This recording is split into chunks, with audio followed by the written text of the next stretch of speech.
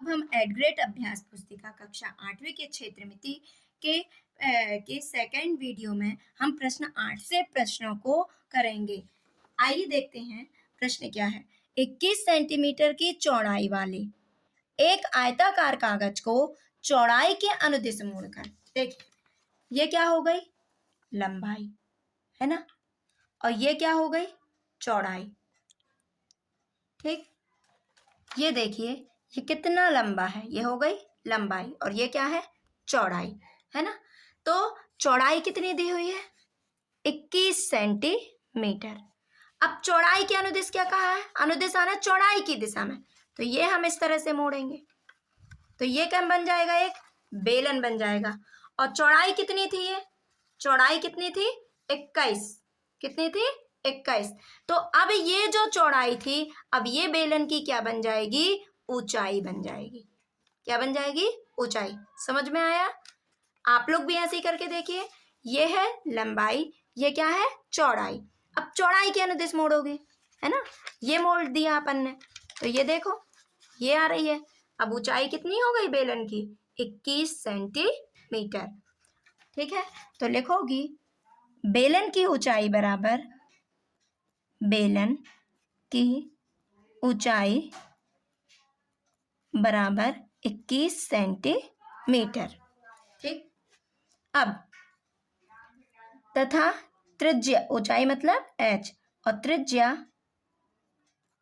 r बराबर 20 centimetre.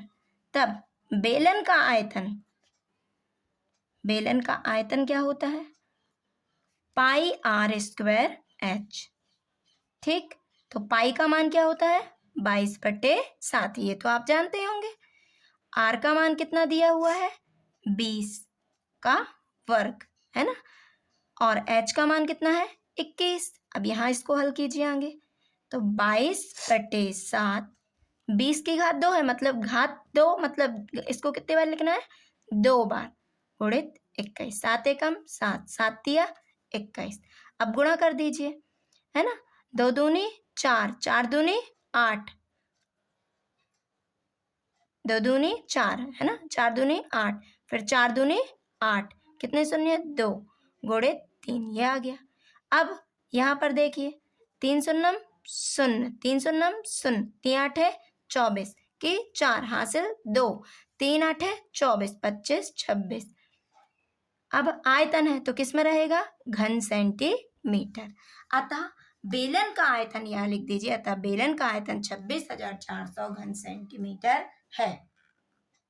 अगला प्रश्न है, एक ऐसे घनाभ की ऊंचाई ज्ञात कीजिए जिसके आधार का क्षेत्रफल 18 सेंटीमीटर स्क्वायर और जिसका आयतन 90 सेंटीमीटर स्क्वायर है।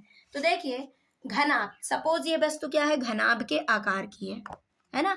जैसे एक अपन ने क्या ले ली, ये बुक ले ली, ये कैसी है, घनाभ की है। ये लंबाई है, ये क्या हो गई इसकी, ये क्या है इसकी लंबाई, ये हो गई चौड़ाई, और ये क्या हो गई इसकी ऊंचाई। ठीक है, तो अब देखो इसमें क्या दिया हुआ है, आधार। आधार क्या होता है ना, आधार मतलब जैसे अपन जिस कमरे में बैठे हुए हैं वो भी घनाभ के आकार का है।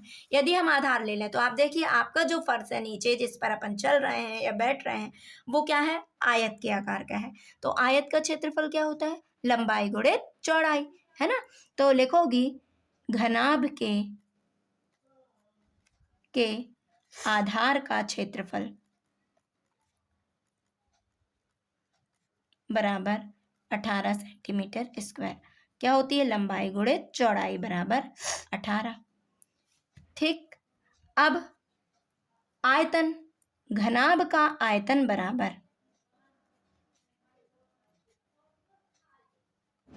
क्या है घनाभ का आयतन, 90 घन सेंटीमीटर।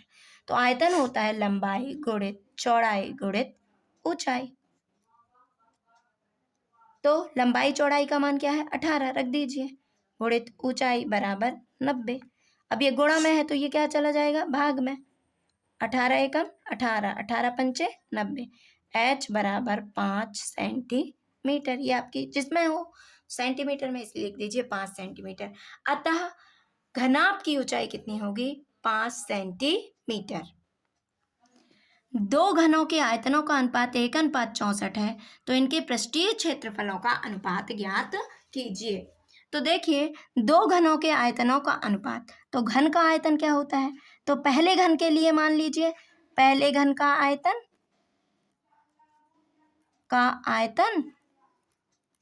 बटे दूसरे घन का आयतन कितना है, 1/64।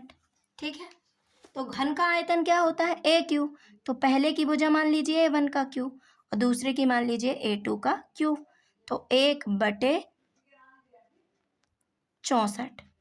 अब देखो AQ, एक A1Q बटे A2Q, इसको 64 के गुणनखंड निकालना, क्या आएंगे, 4 गुणित 4 गुणित 4, इसको भी ऐसा लिख सकते हैं, है ना। तो A1 बटे A2 का होल क्यू बराबर 1/4 का होल क्यू। जब घातें समान है तो आधार भी क्या हो जाएंगे, समान हो जाएंगे। तो A1 बटे A2 बराबर 1/4। तो A1 का मान क्या हो गया, 1, A1 बराबर 1 और A2 बराबर क्या हो गया, 4। अब पृष्ठीय क्षेत्रफल, तो पहले का क्या हो जाएगा, 4A1 स्क्वायर बटे 4A2, नहीं, पृष्ठीय क्षेत्रफल किसका, घन का, तो 6 हो जाएगा, है ना। संपूर्ण पृष्ठीय क्षेत्रफल क्या होता है, 6A1 स्क्वायर तथा 6A2 स्क्वायर, तो क्या हो जाएगा, 6A1 का मान क्या है, 1 और A2 का मान क्या है, 4।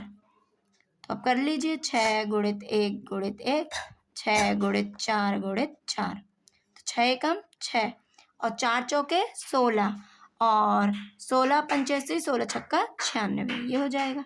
काट दीजिए, 2 तिया 6, 2 चौके 8, 1 बचे 2 अट्ठे 16, 3 एकम 3, 3 एकम 3, 3 18, 1/16, अर्थात क्या हो जाएगा, 1:16, ये हो जाएगा आंसर। एक भवन में 18 बेलनाकार खंबे हैं, प्रत्येक खंबे की त्रिज्या 35 सेंटीमीटर और ऊंचाई 5 मीटर है। 9 रुपये प्रति वर्ग मीटर की दर से सभी खंभों के वक्र पृष्ठीय क्षेत्रफल पर पेंट कराने का व्यय ज्ञात कीजिए। तो सबसे पहले हम देखते हैं वक्र पृष्ठ क्या होता है ना।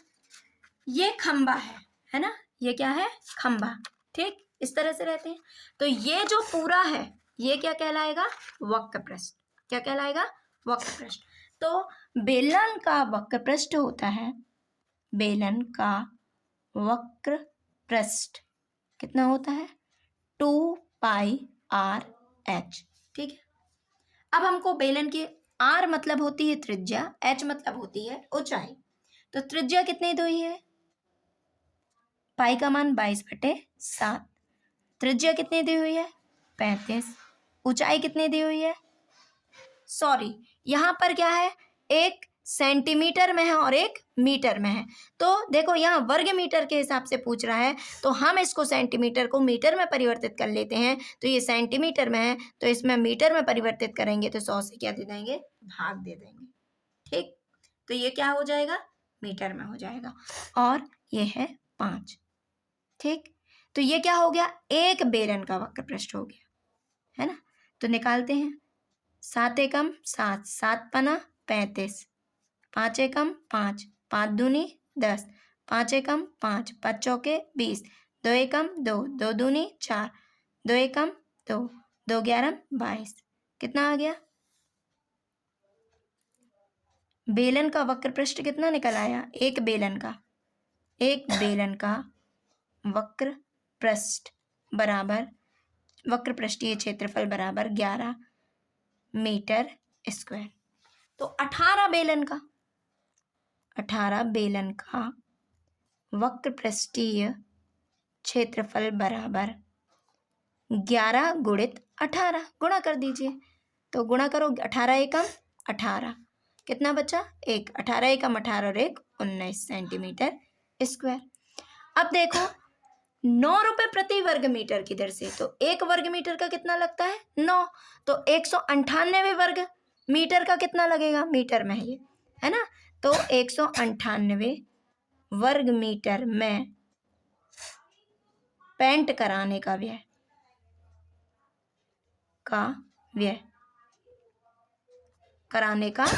लिखना है। तो 1 वर्ग मीटर में कितना लगता है? 9। तो 198 में क्या लगेगा? 198 गुणित 9 कर दीजिए। 9 8 72, कितना बचा?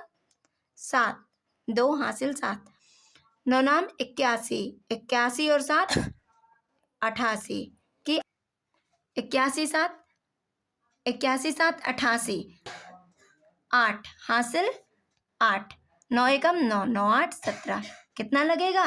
1782 रुपए।